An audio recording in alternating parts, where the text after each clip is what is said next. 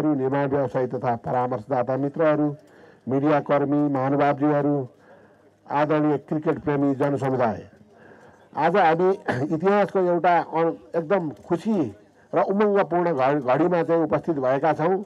आज यो फ्लडलाइट सहितको यो क्रिकेट अन्तर्राष्ट्रिय रङ्गशालाको पहिलो चरणको निर्माण कार्य सम्पन्न भई भोलिदेखि सुरु हुने नेपाल प्रिमियर लिग एनपिएलको दोस्रो संस्करणको गेम यही रङ्गशालामा सञ्चालन हुने गरी यो कार्यक्रम सञ्चालन हुन गइरहेको छ।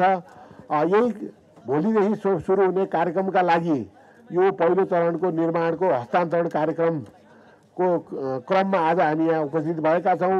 यो वास्तवमा रङ्गशाला नेपालमा यो पहिलो माइलस्टोन हो। अब यस्ता खालका खेलकुद पूर्वाधारहरू बिस्तारै चाहिँ बन्दै जानेछन्।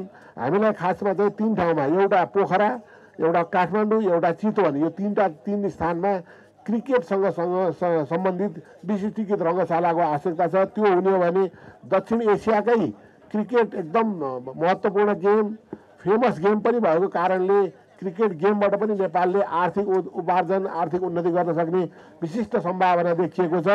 अब दोस्रो चरणको कार्यक्रम माननीय मन्त्रीज्यूले पनि भनिसक्नुभयो, हामीले अगाडि बढाएका छौँ।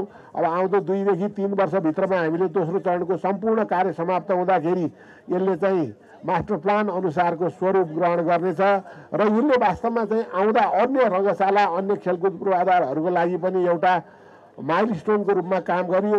यसले चाहिँ रिसोर्स पनि जेनेरेट गर्नेछ र अन्य रङ्गशालाहरू बनाउन नेपाल सरकारले कन्ट्रिब्युसन नै नगर्नुपर्ने अवस्था आउन सक्छ।